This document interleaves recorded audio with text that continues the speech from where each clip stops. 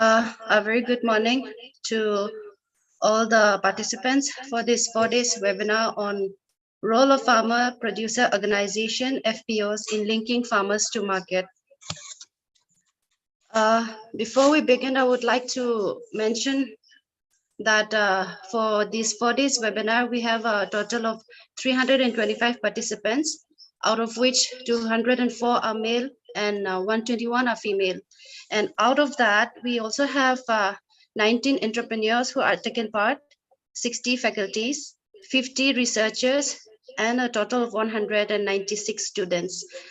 To begin with the webinar, I would now like to welcome the organizing secretary and course director, Dr. T.M. Chanu, to kindly give the welcome address.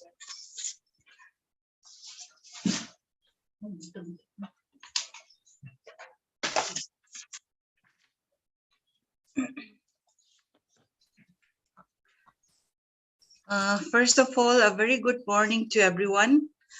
Before I start welcome space, let me tell you just one or two lines about why we are organizing webinar on this particular topic. As we all know that nowadays we all are talking about doubling farmers' income, farmers' income.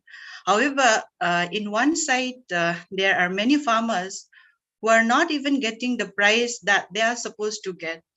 There are many reasons for that. One of the reasons is chain of intermediaries who often work non-transparently, leading to this situation. And in some areas, there are farmers who are not able to sell their produce even. So in this situation, FPO can play a very important role in ensuring a better income through an organization of their own. So with the motive of enhancing more knowledge about this field, we are organizing webinar on this topic. With this, I, on behalf of the whole organizing team and participants, would like to welcome Honorable Vice Chancellor, Dr. Anupam Misra, and respected DI Basanta Sir, and Dean College of Horticulture and Forestry, Professor B.N. Hazarika, Chairman IDP NAHEF, CHF CHU Imphal, CHF CHU Pasigat. Welcome, sir. Next, I would like to extend a warm welcome to our first resource person, Dr. R. Burman, sir, Principal Scientist, Agricultural Extension, IRI, New Delhi. Sir, despite your busy schedule, you have accepted our request to be the resource person. For this, I'm very, very grateful to you, sir, and welcome you once again in our webinar. Further extending welcome to Dr. P. Raza, Associate Professor, Co-Chairman, IDP NAHEF CHF, who will be explaining brief about the IDP NAHEF in CHF. And most importantly, I welcome all the participants joining in this webinar from different parts of the country, as well as from different streams. And sincere gratitude to Dr. Bida SMS, Home Science, who is taking care of today's session. With these few words, I welcome you all once again to the beginning session of 4 days webinar on role of farmer producer organizations in linking farmers to market. Thank you.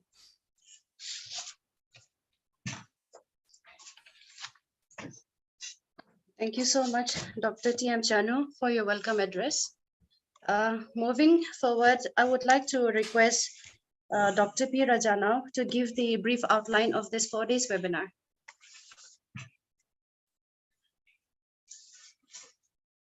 Thank you, Vidya Madam, and the organizing secretary, Dr. T.M. Chanu Madam. And now I'll brief about this our webinar. So this is our 39th webinar. We have been conducting series of webinar to promote the entrepreneurship in horticulture, agriculture sector. And this is a very important topic we have chosen because we need to understand the development of market.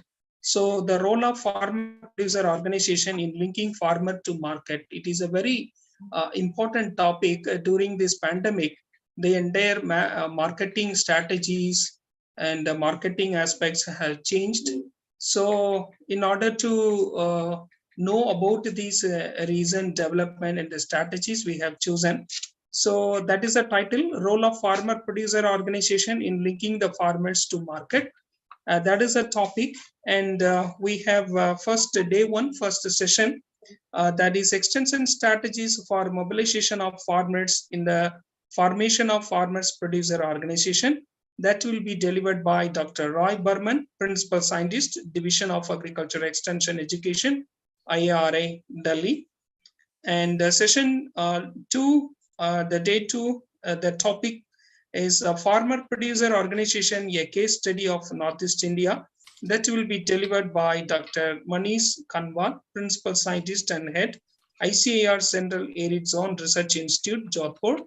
And the third session, that the topic is a role of farmer producer organization, FPOs, in linking farmers to market. That will be delivered by Jogender Singh Malik, Professor, Department of Extension Education, CCSHAU, Hisar, Haryana. And day four, we will have the topic on government support to farmer producer organization. That will be delivered by Dr. Lalika Sharma, Associate Professor, Department of Agriculture Economics, Rajasthan College of Agriculture, MPUAT, Udaipur, Rajasthan. So that is a brief about this topic. And so now I'll request all the participants that all these sessions will be recorded. And so all the participants who have attended 70% of this attendance is a minimum is required for issuing the certificate. I request all the participants to actively take part, and also we will be providing this YouTube link also. You can watch on later. Thank you.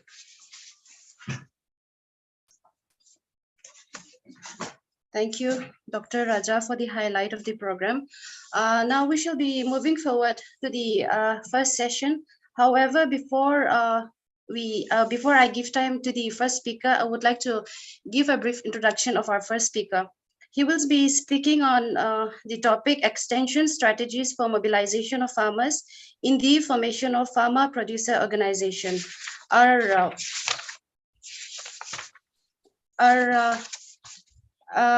first speaker is Dr. R. Roy Burman, who is presently serving as Principal Scientist, Agricultural Extension in ICAR, IARI, New Delhi. And he also has an experience of more than 20 years in research, training, and extension in this discipline. Engaged in research in the field of innovations in extension system, designing innovative extension models, application of information and communication technologies in farm information dissemination, communication, and postgraduate teaching.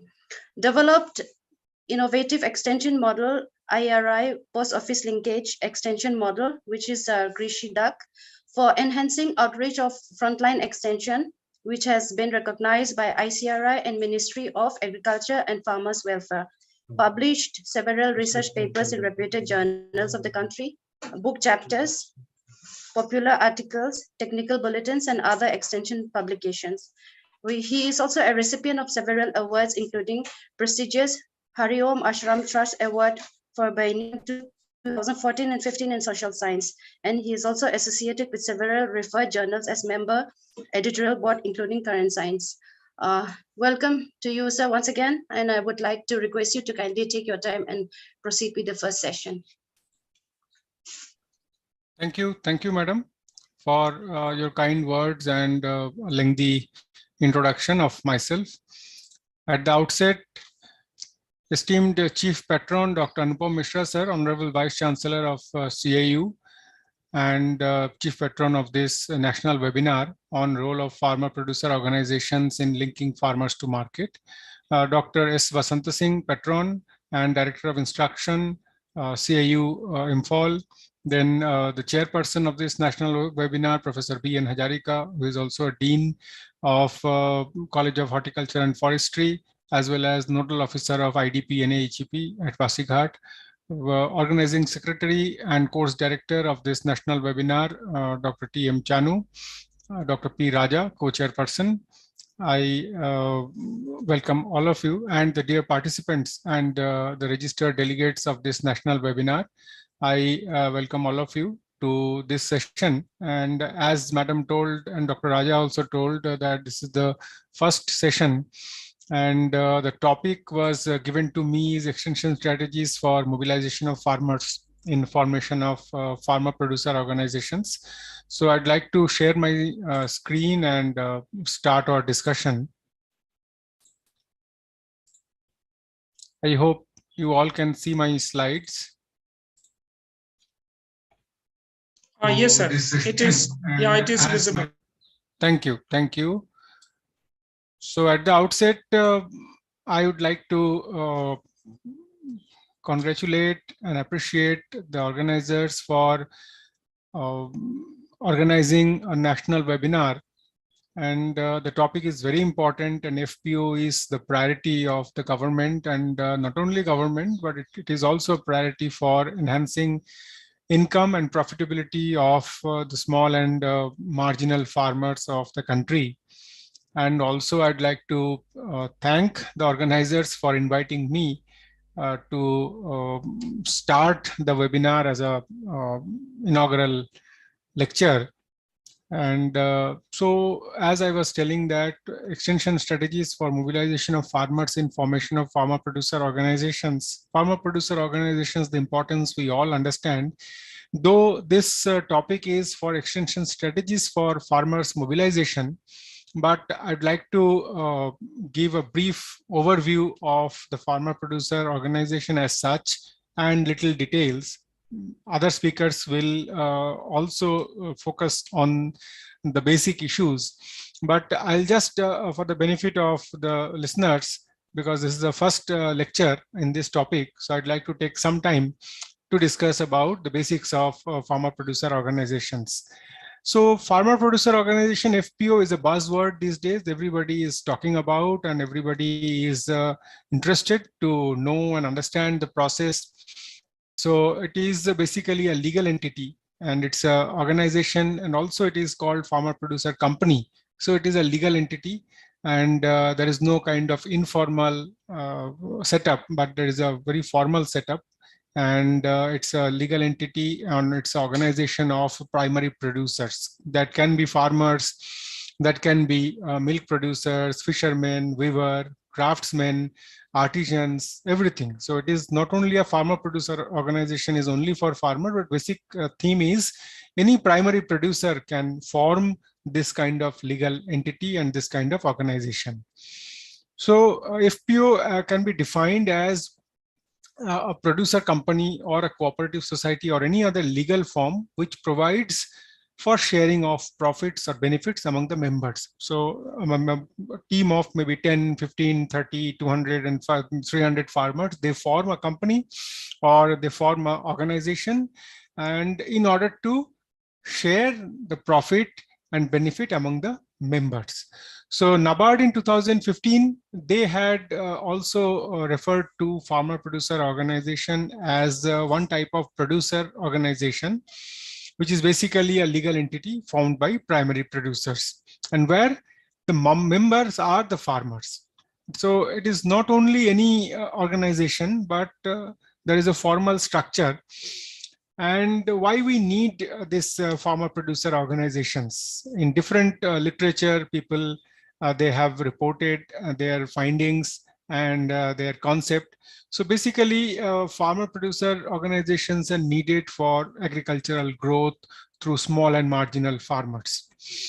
As we all know, small and marginal farmers, the land holding size is very small, and it is getting reduced day by day. And the kind of marketable surplus which is generated from that small piece of land is very low. Mostly these small and marginal farmers, they are doing subsistence farming, and at least part of the produce is consumed by them as the food and food grain. So the marketable surplus size is less. So whatever small size of marketable surplus is there, they are taking it to the market, and it is always difficult to understand that in the small marketable surplus, मैं एक lecture में हूँ. So it's a small marketable surplus. It is not always profitable, and whenever it is taken to the market, the market players, the traders, they dominate and they fix the rate. And sometimes the farmers, they are not in a position to bring back the produce if it is not sold. So at whatever price, maybe it is a throwaway price or maybe it is a very less price, they compromise and they give it to the traders at a very low price. So, but when we aggregate the small and marginal farmers in terms of an organization of a company, then 100 farmers, 200 farmers, so their produce put together, the marketable surplus becomes very huge. So now when there is a huge marketable surplus, large quantity, then those farmers organizations or those farmers, they are in a position to dictate the terms and conditions, they dictate the market rates.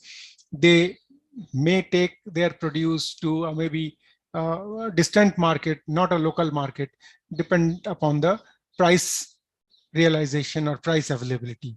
So the smallholders often face the problem of poor infrastructure and limited access to assets. Whenever we grow or we cultivate, the kind of input availability and input access, even if we tell them about or we advocate them about improved technologies, but access to those inputs may not be always happening. So these farmers are at the receiver's end. Now farmers collectives in the form of APO, they can amalgamate and they can create a formation of a group and of those small farmers. So it is collective farming and collective marketing. So when there is a collective farming, maybe 300 producers or primary producers or farmers, they are growing a particular commodity. So they have a huge market potential, as well as the cost of cultivation gets reduced when they get a good quality input at a lesser price, because the inputs are procured in bulk. So when the inputs are procured in bulk, the per unit cost of cultivation goes down. So collective farming, it is always good to, and it's advantageous because of those availability of input. The inputs can be directly procured from the company in a bulk. And seeing the volume of the business, the company also, they are interested to get associated with a particular farmers organizations. And whenever their produce comes, then there is a huge marketable surplus, and this packaging, branding, marketing becomes easy for the farmer, because individual farmer did not think of those issues. Their work is to take care of the crop or a commodity in the field and do whatever things are suggested or advocated. And after harvest, they also need not think of marketing. It is the organization they will take care. So in a way, this kind of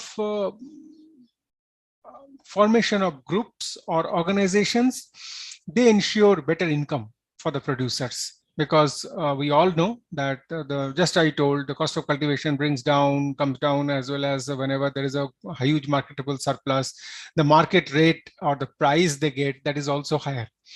So small producers do not have inputs and produce. I have already discussed this. And one question is, can there be any producer organization for non-farmer? Because we always say it is a farmer producer organization. But recently, I just now in the previous slide, I talked about that it is a organization of primary producer.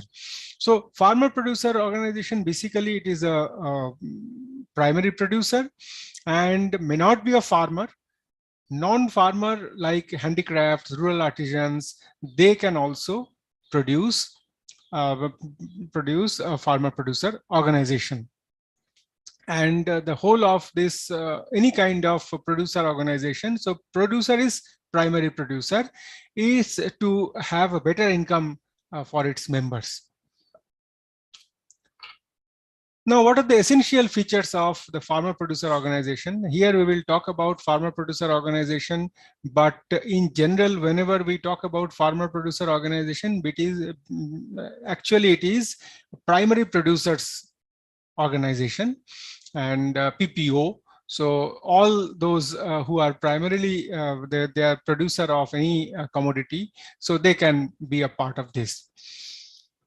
So for essential features, the group of producers, either farm and non-farm activities, and it has to be a registered body and a legal entity. I have already told in the previous slides in discussing the farmer producer organization, and all the producer members, they are shareholders in the organization. So whatever the organization gets, or the profit of the organization, is shared to the producers depending upon their number of shares or their size of involvement or volume of involvement.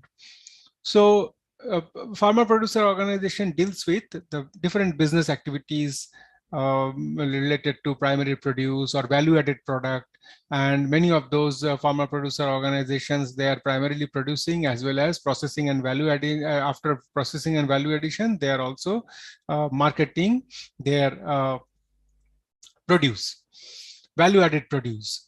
So, and farmer producer organization works for the benefit of the member producers, because all the primary producers are of its member, and the part of profit is shared among the producer. Some of the profit is also deposited for the organization to grow. So the profit is shared between the members as well as also for the organization, for business expansion and other activities of the organization.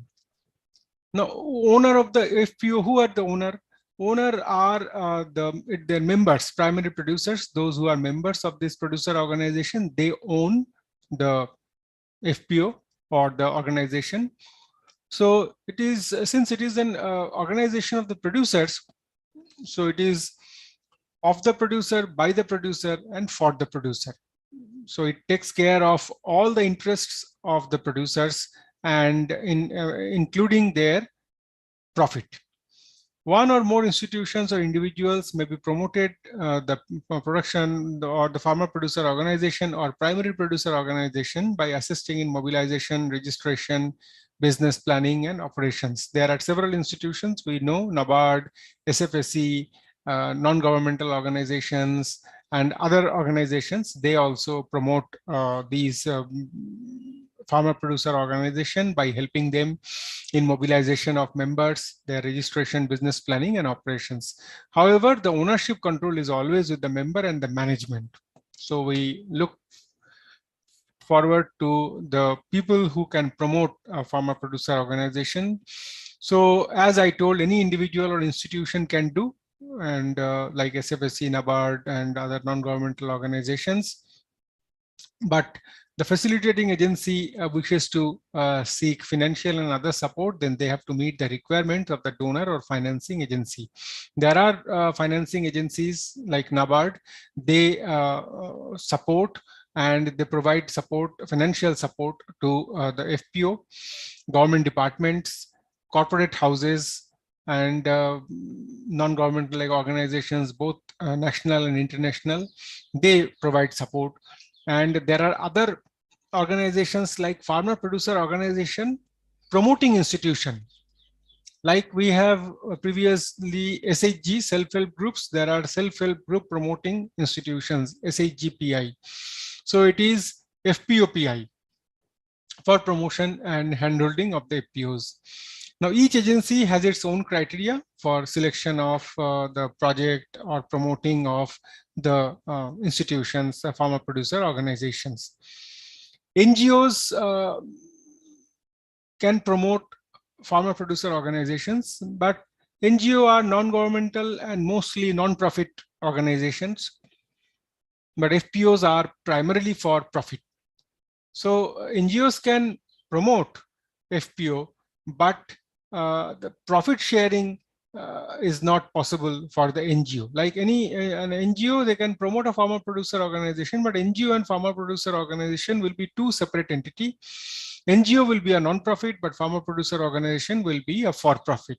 So there should not be any link between these two, other than simple promotion activity or help in getting finance, now those kinds of activity. So in different reviewers, researchers, and also organizations, they have talked about the importance of farmer producer organizations and its role in rural advisory services. So it is well justified and well established that the public extension system, the number of functionaries are reducing, and there are growing expectation, and the technologies are to be outscaled to a large level involving farmers who are located across the country. But we all know that at least 35 or 40% seats are vacant, and the public extension system are not able to reach the farmers. And these FPOs can contribute to rural advisory services. We have some very good examples of grape, banana, mango, pomegranate, farmer producer organizations in Maharashtra, and they themselves they hire consultants who actually deliver these rural advisory services for the member farmers. So now these can be a parallel or alternate extension system can be generated through FPOs, and these FPOs or their consultants or their functionaries, they also can help in rural advisory services. Other than that, they can enhance the capacity of human resource. They can also help the stakeholders from other villages to link to the market and establish legal organizations with the right to deliver services. Like there are some chartered accountant farm or some legal firm. So there may be some legal issues or account related issues, business account related issues. So those things are the services are provided by these FPOs for their member farmers as well as for the whole organization. And it is also reported that MBO, the FPOs have different functions like economic, cultural, then representation, information sharing, and coordination among its members. Then FPOs serve different functions like provision of planting material, seasonal credit, market information, transportation of farmers' produce, milling, group certification, and awarding the farmers. So they help in every aspect for nurturing and for capacity development of their member farmers. Current status, if we would like to see that it is about the policy of the government is to promote at least 10,000 farmer producer organization, and there has been a central sector scheme to that. And by 2027-28 financial year, there should be 10,000 new FPOs, and a sufficient amount has been outlaid, and it is being done in a cluster approach. So one district, one product, ODOP.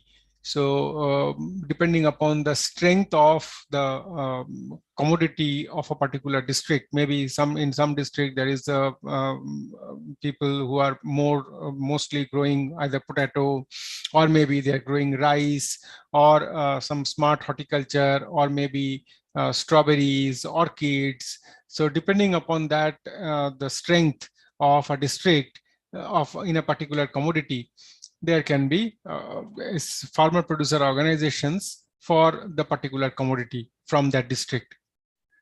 And if we see that at present, how many are there? About 9,000 plus FPOs are functioning, and in some states they are doing good, in some states they are doing not so doing good. So it is a kind of a combination. There are some issues, and that we would like to discuss in the subsequent this thing. Sorry. So if we see that the kind of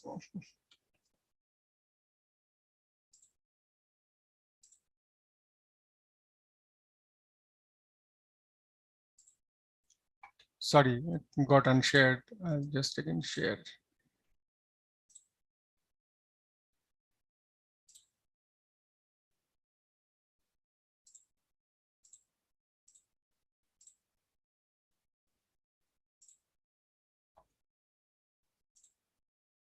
Okay, so the pure structure is there is a general body of a particular FPO, and then after that, among them there is a general body. All the members are member of this general body. All the primary producer members. Then there can be different interest areas or commodity areas, like the particular farmer producer organization.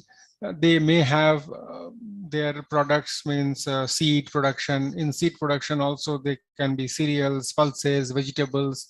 So depending upon all the members may not grow everything. Some members may be growing paddy seed, some members may be growing wheat seed, some members may be growing vegetable seed. So depending upon the kind of commodity, there can be different groups of members within a farmer producer organization. So in executive body, commodity wise or kind of product wise, the people who are growing, the members who are growing, they have their own representative in the executive body. Then the board of directors, general manager, they and an FPO staff are recruited by the farmer producer organizations. And the board of directors, there can be invited members from other business industries or other non-governmental organizations, or maybe the farmer producer promoting institution. So the work which is done by the board of directors, general manager and FPO staff, they help in planning of the business activities, implementation of these business activities, and monitoring of those activities for making profit. And then there are local resource persons in every locality. The FPOs, the general body, the executive body, they help in creating the input supply, making financial management, technical, and takes care of the insurance and other things, procurement of input and other essentials. Then the packaging of the produce, their marketing and networking are being taken care of. The financing, as I told, that when FPOs are promoted, they need finance. So there are 3 steps. Like one is incubation or early stage, when the members are mobilized and they are trained and they got the exposure and the kind of system, business system develops. So the incubation and early stage, there are financing for that. Then emerging and growing stage, where the equity financing, working capital are needed. And then at mature stage, when they want to expand their business, so then they need debt capital and term loans in order to expand their business, because business expansion needs investment, sizable investment. And for that, the FPOs, they need finance from financial institutions. So the financial support to existing farmer producer organizations or producers organizations, NABARD have created in 2011-12 a fund, which is Producers Organization Development Fund, for supporting the existing producers and to create innovative financing model for mainstream banking. The broad objective of the fund is to provide financial and non-financial support to the producers' organizations for their improved credit access, ensure capacity building, develop market linkage, and then need-based handholding services to meet end-to-end requirement. Now, these are being functional from 2001 and 2011-12, and the scope of the fund has been enhanced in 2017-18 because now the priority area has become that of the government is promotion of new FPOs. So the scope of this existing fund has been expanded, and the successful cases were found through promotion of this fund with the improved access to the input, affordable credit, better price realization by members, and enhance skill development of farmers. So those positive reports and positive evidences, they resulted in enhancement of this scope of this fund in 2017-18, and these are financed. The fund is given to the commercial banks, the cooperative banks, regional rural banks, which in turn they finance the farmer producer organizations. So by now we realize that the farmer producer organizations are important because they are well organized institution, and they provide a range of help or assistance to the farmers, like technology support, technology backstopping, and collectivization of input, then transportation of their produce, linkage to the market, and ultimately a better price realization. Then there are direct selling arrangement provided by the POs from producer to consumer, so that can reduce the cost of marketing by linking the producer to the consumer, and the supply chain gets reduced. So the efficiency of the supply chain and marketing efficiency increased. So in that way, FPOs they help, and FPOs also help in technology transfer, and so there is a growth in productivity, and also there are more chances of quality improvement of the produce, because the new technologies adoption is being done by the member farmers, and so there are the quality of produce improves because they are following the best farm technologies or good agricultural practices. Now, some of the best practices followed by these FPOs, they include maintain crop maturity index, documenting plant protection chemicals used, geotagging the land under cultivation, and maintaining a traceability of the crop output, because these days traceability is a big issue for the international standards like Global Gap, India Gap, and Europe gap also.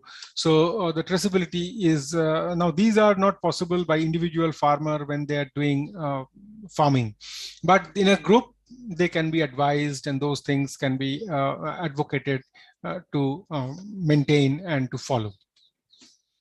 So there are phases of development and of FPOs where there are extension interventions are being done, like identification of cluster, a group of farmers, which commodity, where it is grown, who are growing, and then diagnostic survey is being taken up whether whether the kind of similar variety is grown in a large area, because it is not like that farmer A grows X variety and B grows Y variety. Now they form a team, like not A and one or two, maybe some 10 farmers are growing one variety, 10 farmers are growing another variety. So there is no kind of a likelihood of getting them clubbed together.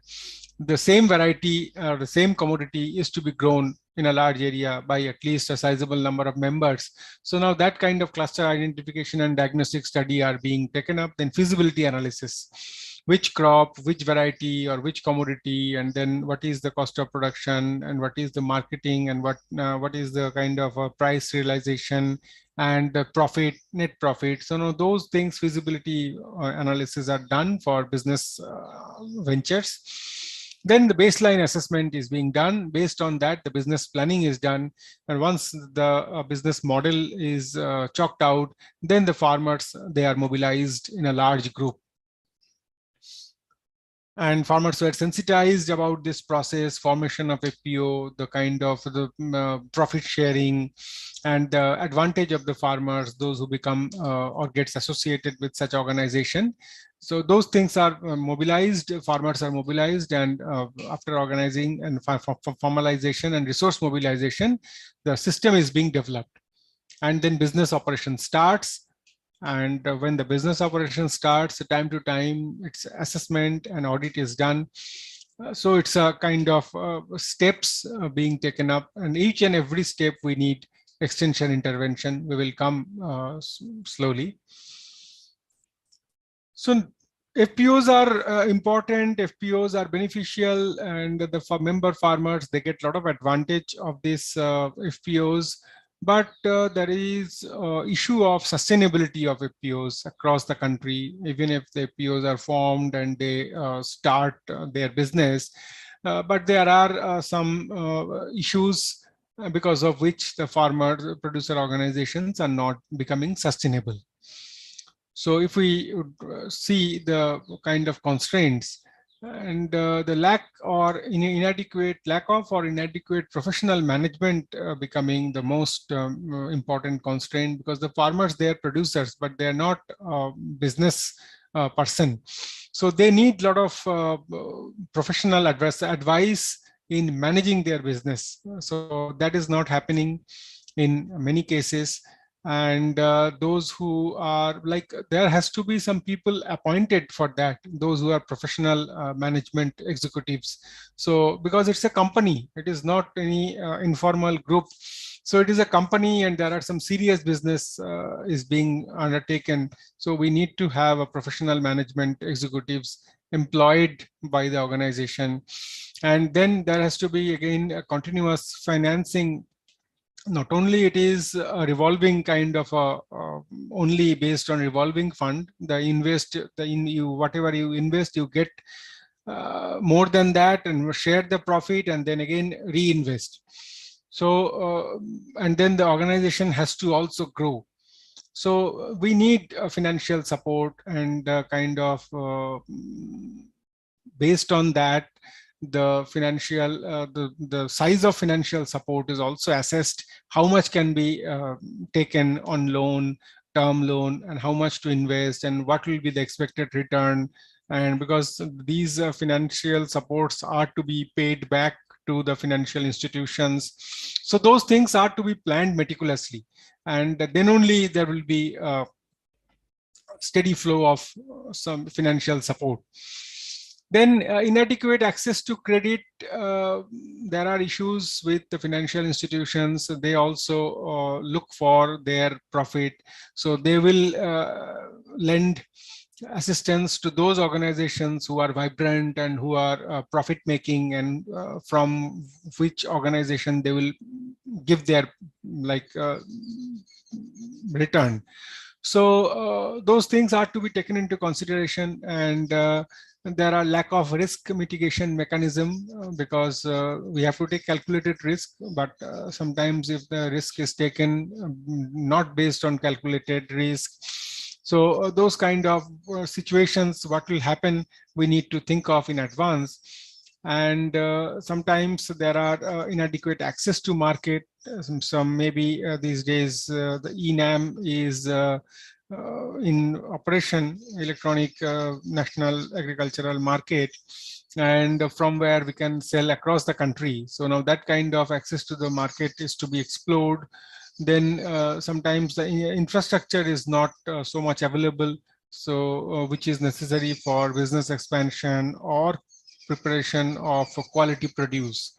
Like seed production, if some farmer producer organization is in the business of seed production, then they have to have a good and a robust kind of a unit for seed processing.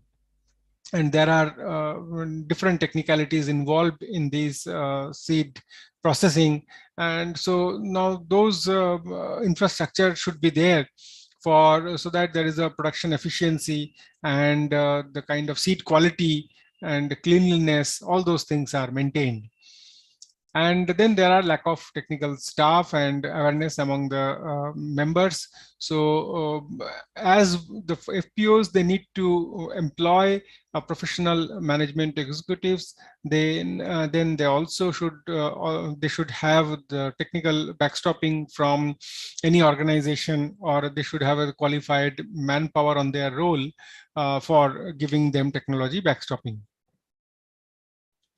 Then there is a lack of proper business plan. As I was telling, sometimes the recent technologies they're not aware of, and that is why they should have a continuous technology backstopping.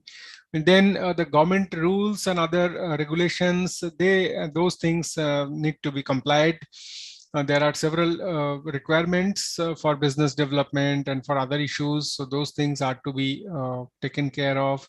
Leadership crisis, yes, leadership crisis is a major factor, and among the board of directors or among the executive body members, there has to be some people, they should take the leadership, and they should not think always for their own profit, but they should think for the betterment of the organization. Now, those things are to be taken care of. Then lack of supporting FPO ecosystem. There are business ecosystems that we have for professional agri-industry houses, but we should also have a supporting system of the farmer producer organization ecosystem. And there is competition from not only the other companies, like if a farmer producer organization in the business of seed production, there are seed companies, private sector, they are also in the competition, and there are other farmer producer organizations, those who are producing seed. So there is a stiff competition, external competition, so that need to be taken care of. The quality of produce and the kind of the market rate at which those produce or the products are sold, those things are to be taken care of. And the market and the rate of product and profitability will also depend on several issues like input management, then production management, then other kind of business management skills are needed to have competitive product at a competitive rate, quality product at a competitive rate. And then there are lack of supply chain mechanisms. So the marketing is very important for any business, because the production is also important, but marketing is more important, because production can be done and can be taken care of, but the marketing and the supply chain mechanism, that is very important for any business to survive. So there are several interventions which are needed for support to those farmer producer organizations, so that they can sustain in their business and they can continue. And not only continue, they can grow. So it is not only sustenance, but also growth, which we need to think of. And the several interventions like mass awareness building for government schemes and export orientations, so that not only we cater to the internal market or a domestic market or a local market, but also we can think of exporting the produce. And similarly, we can identify a product which can be exported, which has good export potential, in order to explore new market. Then institution development of the FPO itself, where we have different kind of institutions and partnerships for skill and value development of the organization as well as its members, forging linkages with the ecosystem, where the production to business and to market, those things are taken care of. And sometimes the product wise, there can be a separate ecosystem of paddy. Like if somebody is in basmati rice, there is a good opportunity of export.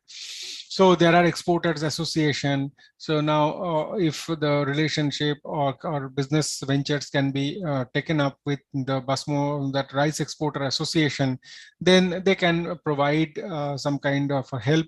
So depending upon the product and the commodity, there are different ecosystems exist. So we need to forge partnership with those. And then digital participation in the forms of advisory, marketing, monitoring. These days people say that what is marketed well is sold well. So in that way we need to have a proper strategy for marketing through digital participation. So the sustainability, as I was telling, that is a big issue for farmer producers organizations. Farmer producer organizations are formed, but they don't sustain. So in the sustainability, there can be economic or financial sustainability. There can be a group or organizational sustainability, process sustainability, and environmental sustainability. So economic or financial sustainability refers to a steady growth and a flow of fund, and also generating revenue for maintaining and continuing the organization's work. And it shows how the group will sustain after the initial investment is over. So initial investment has to be has to grow up with the more profit and more investment. So it's a role kind of a mechanism. You invest more and you make profit more, and that has to continue also. So that is economic and financial sustainability. Group and organization sustainability is that it ensures proper working and the dynamics of among the members, and their kind of the leadership role by some of those members, that has to be necessary for the sustainability of organization. Then the process sustainability, there should be a working process, a standard working process and functions of the organizations, who will do what. Like in the management itself, there can be different teams who can take up the human resource management. Some team can take up the input procurement or capital, and the raw material availability. Then someone can look for storage and transportation, and some team can look for packaging and marketing of the product. So those things are important about different processes. Those are also equally contributing to the growth and development of the organization. Then environmental sustainability, it is very much relevant for the agribusiness industries, because that ensure the sustainability of the production, because the produce is to be marketed, and the quality of produce and the quantity of produce, that should be as per the demand. What are those favorable ecosystem in which the FPOs, they become sustainable?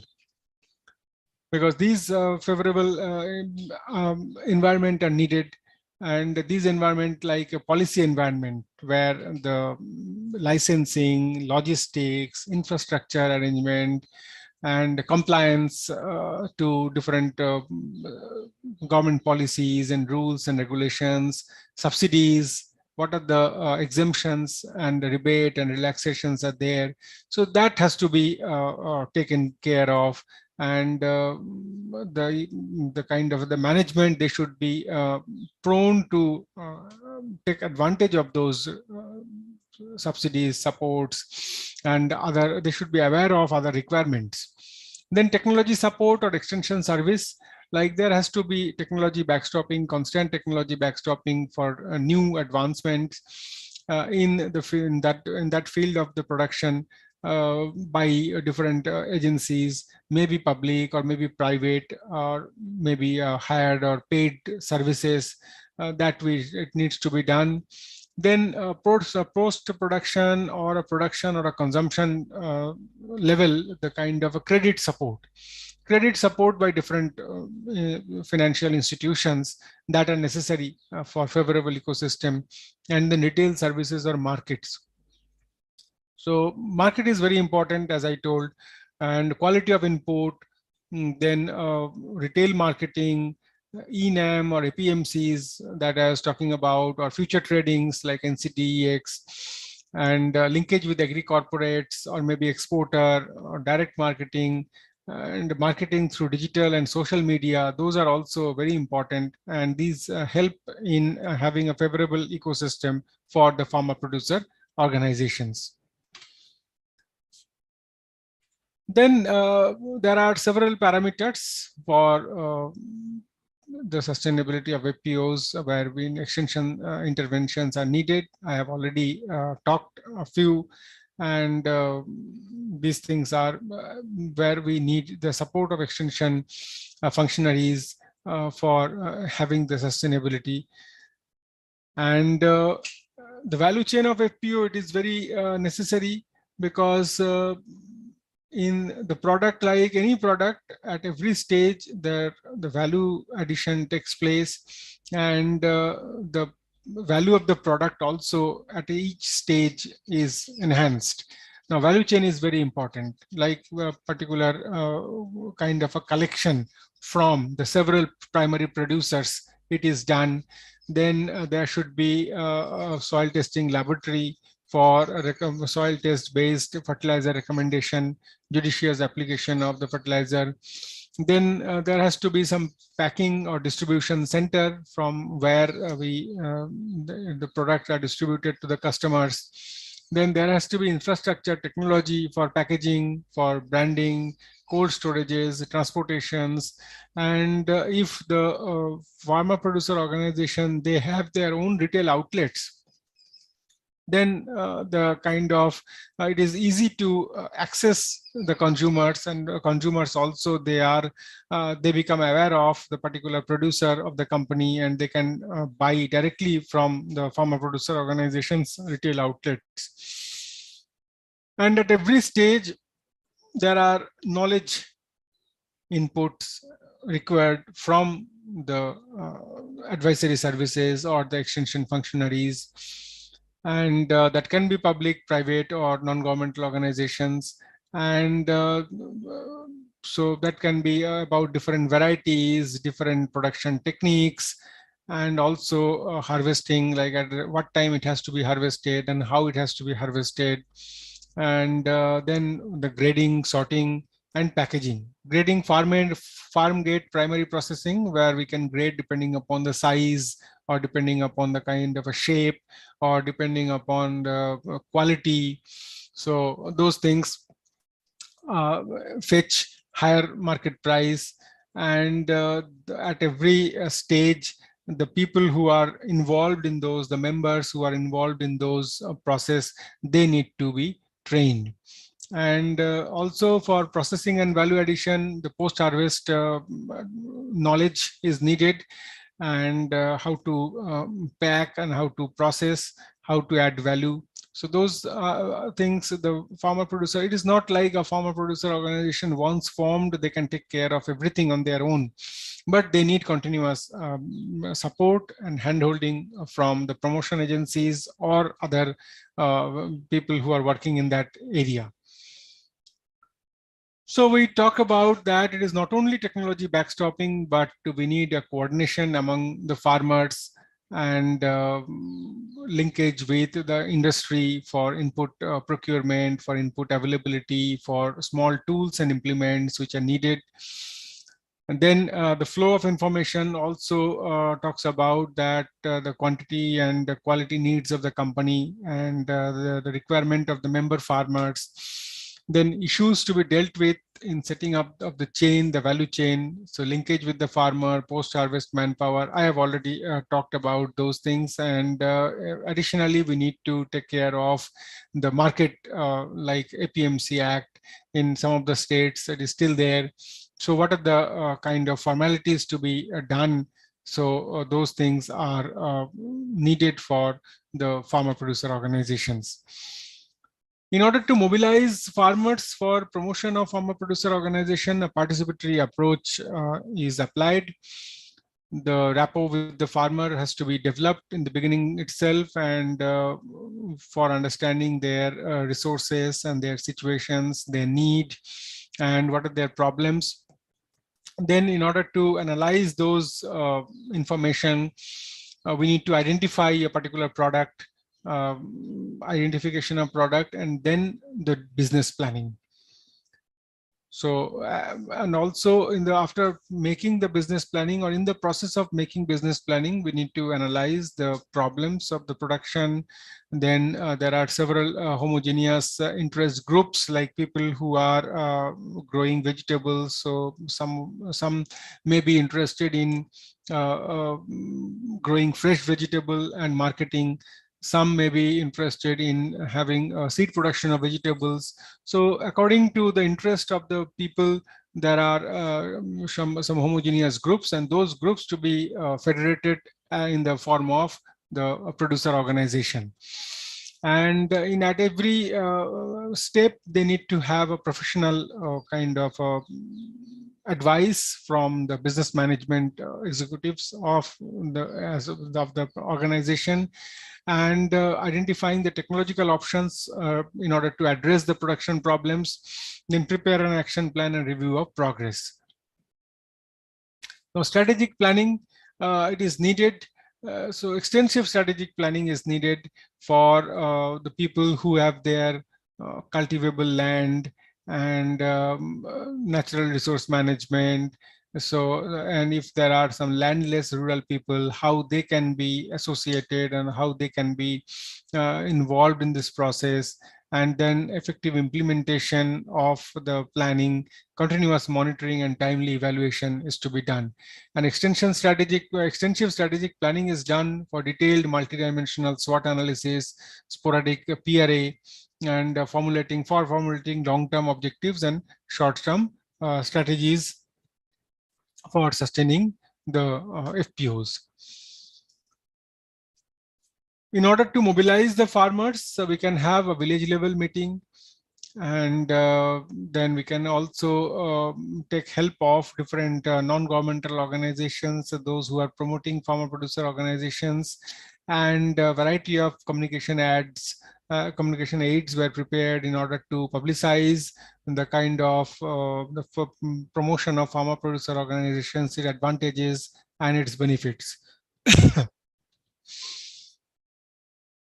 In kind of a social value orientation, it is important that many of the households, they may have their own cultivable land, but for some they have land but that is not cultivated, and some they have, like, in order to detail about their roles and responsibilities of the people who are involved in the FPOs.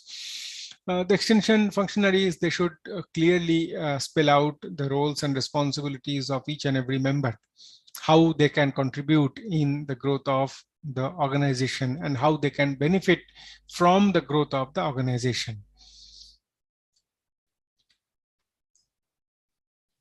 So extension personnel, they play an important role because we all know that it is not only their role ends when they promote a farmer producer organization, but in case of mobilization, and it is development or formation, and it is sustenance.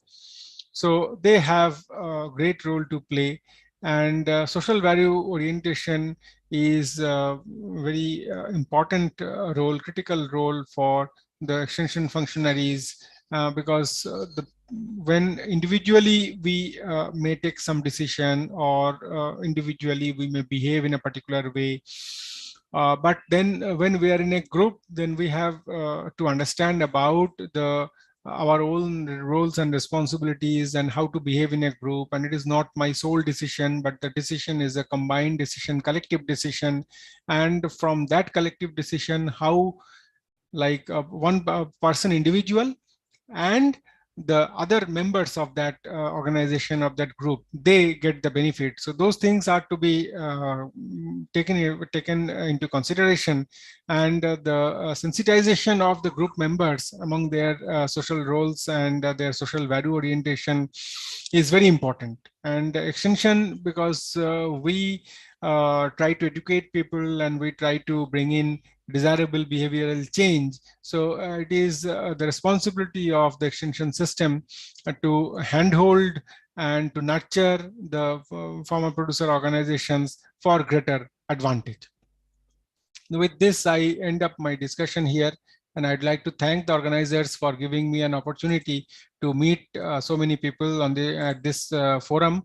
And I hope whatever I have discussed, that will be beneficial for the participants of this webinar.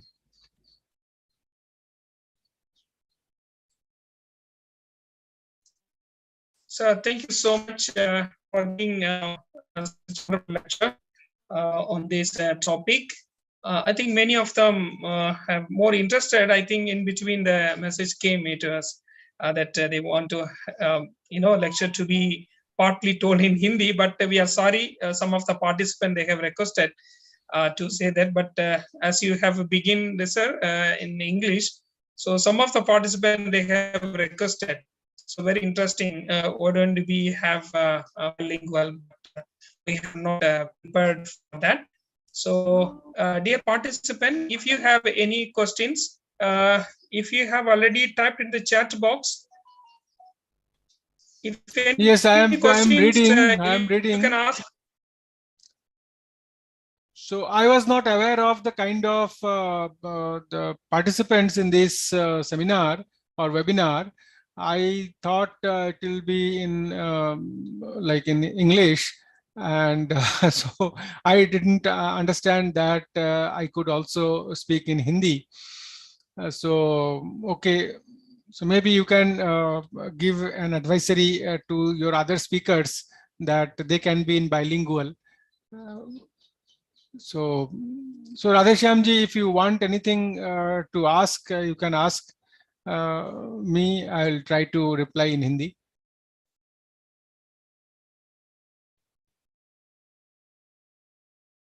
One thing can be done, Dr. Raja. I will share my presentation to Madam Chanu, and Okay. you can give the presentation to all the participants, those who are interested.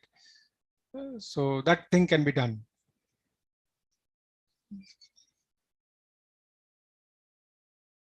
Sure, sir, I'll do it.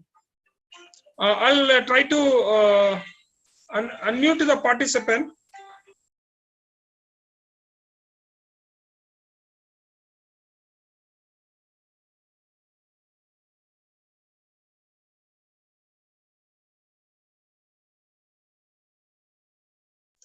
Dear participant, I'll unmute all of you. So if you have any queries directly, you can ask the sir. Now you can unmute and you can interact with the sir.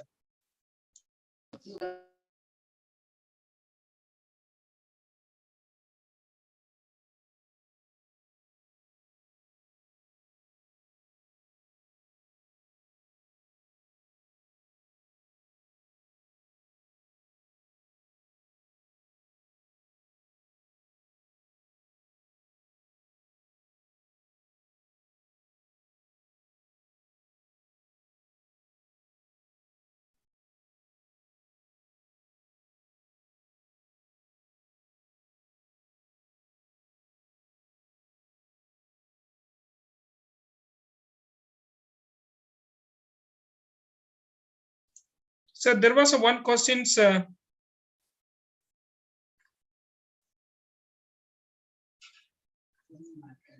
Yeah.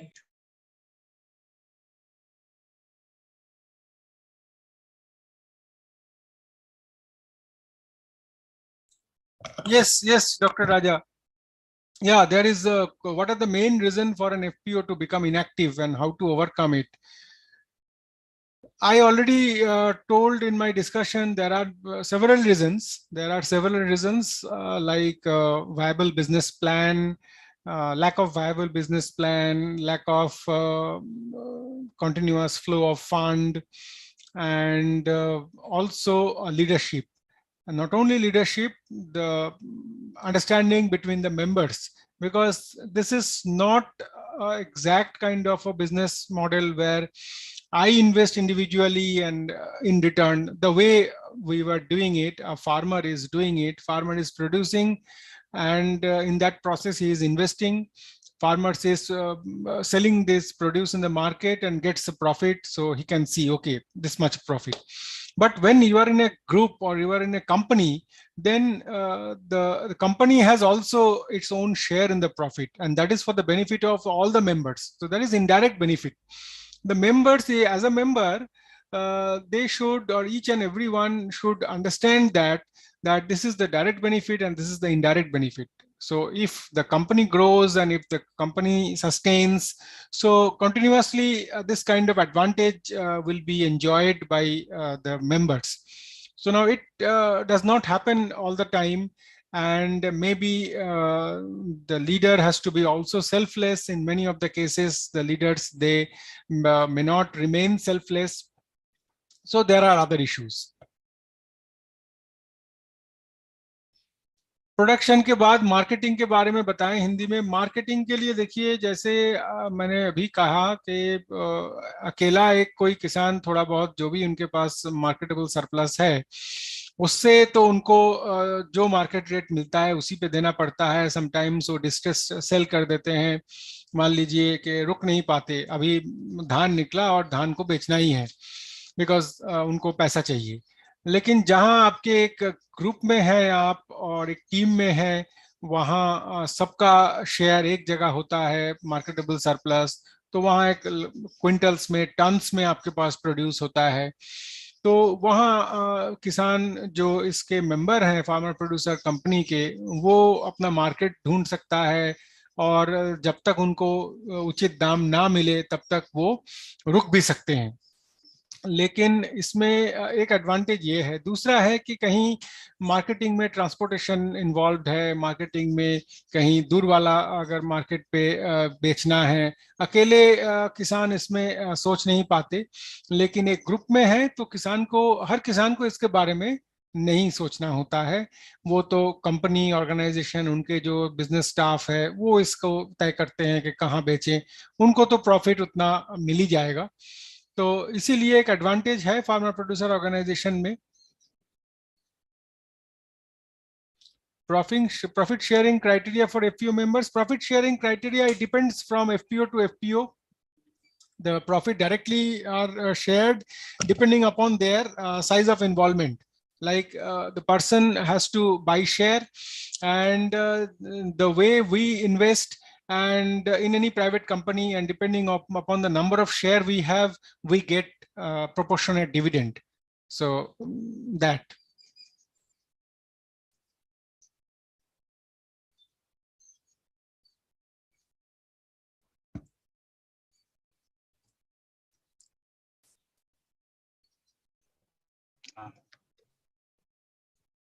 How FPO information can go along with farming system interventions. FPO formation can go along with farming system interventions. Farming system intervention Thank is, you, sir. yes. Hello. Yes. Hello. Hello, sir. Yes. Audible, sir? Yes, yes. Sir, actually, yes, sir. So myself, SM Hussain from KVK Isyang. Sir, I have one inquiry, sir. Regarding, sir, suppose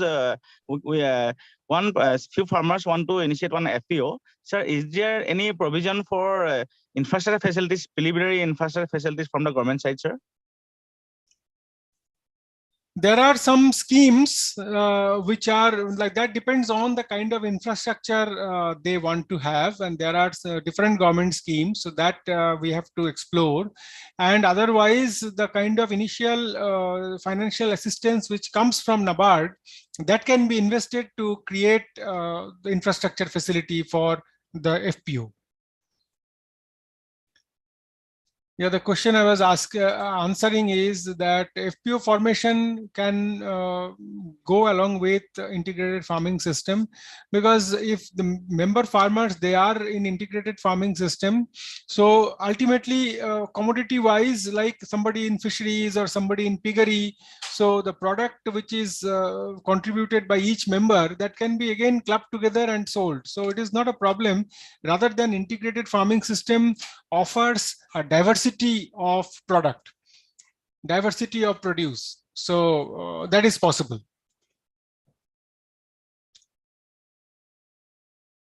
Okay, anyone else? Yeah, any queries also, please unmute yourself and ask sir directly. Hello, sir. Sir, my name is Mutum Dinawani, and I'm from Imphal, Manipur. And sir, I would like to know something regarding this FPO, sir. After this hand-holding support and all other support needed by FPOs from any organization or service provider, after all this support and when the FPOs are able to stand on its own, who will look after them, meaning who will inspect them, how their functions are functioning, and all that? There are different associations. There is like National Association of FPO.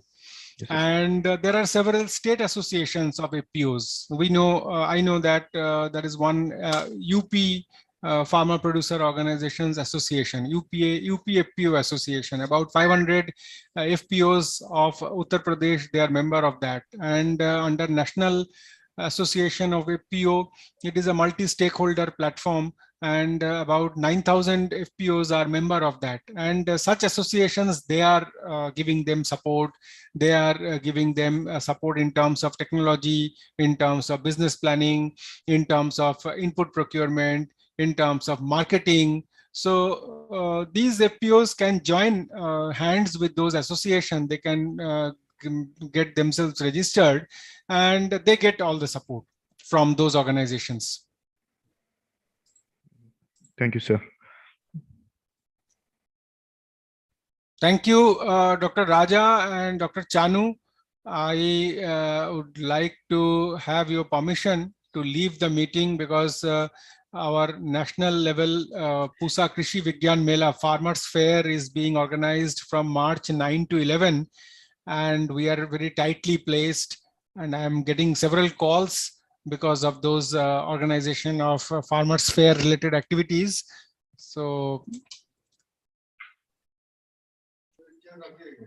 Thank you, sir. Actually, I also thought of asking one question before. okay, please go ahead. Sir, you have talked about process sustainably in one of your slides. So that is one of the major problem here in Arunachal Pradesh, like storage, transportation, etc. So for that, sir, is there any specific measure which we can do for that, sir? Specific measure means a specific kind of solution. Yes, sir. Actually, that is a problem to be solved along with the line department, sir. Line department in the sense that government involvement is required. Yeah. So that is the. You need to have better coordination and support from the state development departments. So that is always there. And I think when the farmers individually, if they are facing this problem, but when they join hand, they form a group. So the line departments, they may also facilitate them in terms of providing these logistics. Yes, sir. Thank you, sir. Thank you. Sir, I think many other participants also, though they have queries, I can connect to you later also, since you're since you're busy in your program for the next program. So thank you very much, sir, once again for accepting our invitation to be the resource person, and you have delivered a very informative lecture in very easiest way. You have narrated. I think it would surely help us. I mean, all the participants when they try to initiate and work on anything in relation to forming such type of organization. Thank you, sir. Once again, hope your cooperation and support will always be there with us, and we'll meet again in such type of gathering in future too. Thank you, sir. Thank you. Thank you. And I request all the participants to be there tomorrow at 10:30. Thank you.